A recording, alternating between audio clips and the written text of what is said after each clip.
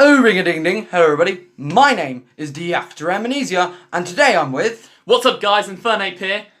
And today we're going to talk about competitive Pokemon. Or, more importantly, competitive Steelix. Let's say it on the count of... oh, we've already said that now. Yeah, no, Robert, the video's already started, Mr. Infernape. Thanks, Doc. So, I feel that Steelix can be used in competitive, but I feel it's very underused. Yeah, Steelix is definitely very used in the anime, like Brock Steelix, Jasmine Steelix. There was a couple Steelixes in like Pokemon leagues. It's definitely used in the anime a lot, just not very used in competitive. Now, my opinion is that Steelix should be used, and today we're going to give you a little bit of an idea of our thoughts on a competitive Steelix, starting with Robert the Inferno. Well, basically, Steelix is like in a really low tier, and I actually have used a competitive Steelix in the past, and I maxed out its attack and its defense, gave it the adamant nature, and put the rest in like special defense, and taught it the moves Gyro Ball, Curse, Earthquake, and Thunder Fang. Can you explain to us what Gyro Ball's effects are?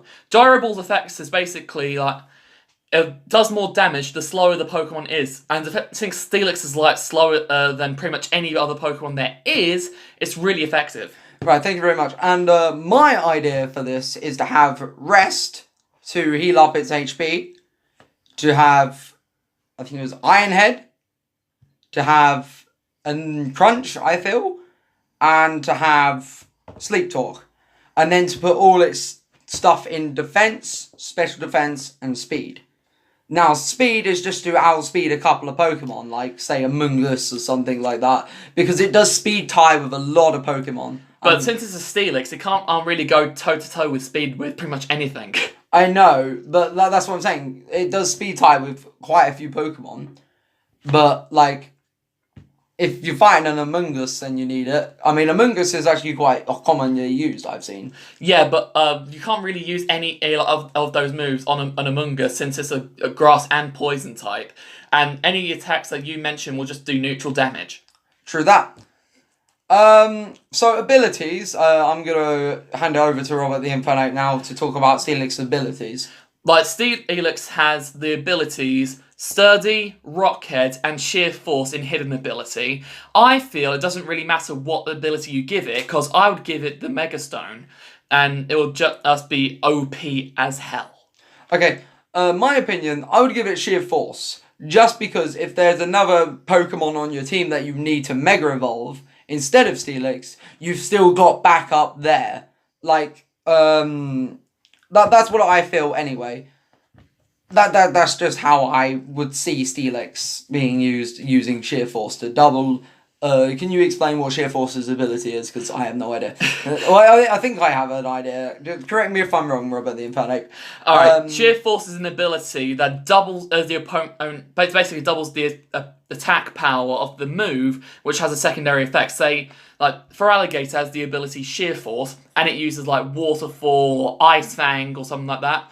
It'll do more damage. Yeah, so it's the same with Crunch and Iron Head. Correct, since Crunch can lower an opponent's defense, and Iron Head has a chance for it to flinch. Okay, was there any other Pokemon you wanted to talk about?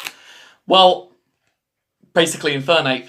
Alright, okay, we'll talk about Infernape. Infernape is my favourite Pokemon, great and competitive. I've seen it a lot in competitive, quite a few times in the anime and in the Pokemon movies as well. Yeah, I like Infernape. I mean, I liked all the Sinnoh starters. I didn't really like that was the only region where I liked all the starter Pokemon, I feel. I only actually like 2 of the starter Pokemon. Yeah, see, he doesn't, I don't think he likes Piplup. He didn't. Like, Piplup is really cute, but when it evolves to Primplup, it's just really, really ugly. I mean, I love Empoleon. When I played Diamond and Pearl, I had an Empoleon. I love Empoleon. Yeah, Empoleon is okay, but I think its design is a major letdown. Like, you can't really tell that it's a Steel type. I mean, yeah, but that is with a lot of Pokemon. I mean, when I saw Marina for the first time, I thought, oh, it's going to be a Water and Psychic. I wouldn't even think that it would be a fairy. Well, to me, like immediately as soon as I saw it, I knew it'd be a fairy type. See, that's just the different. And also, let's not forget Charizard. Yeah, don't remind me. Right, flying and fire type, and it's a dragon. I mean, of course, it was Gen 1 and they didn't have dragon types, but they should have updated it later on in the line. Alright, back to Infernape. Basically, I think a great moveset for Infernape would definitely be give it the jolly nature, and max it out with speed and attack, and give the rest in like special attack or defense, like whether it tickles your fancy. And give it the moves Swords Dance, Fire Punch, Thunder Punch, and Muck Punch, and give it the hidden ability Iron Fist. I have used this Infernape so many times in the past, and it is OP as hell. I mean, I don't really know how to use Infernape. I have an Infernape on my game, and it's like it's mostly got special attack stat. Not intentionally, but it does. So on mine, I had Flamethrower, I had Thunder Punch, I had Earthquake, and I had Close Combat. Like, to me, that's basically copying, like, Flint's Infernape in a way. Like, I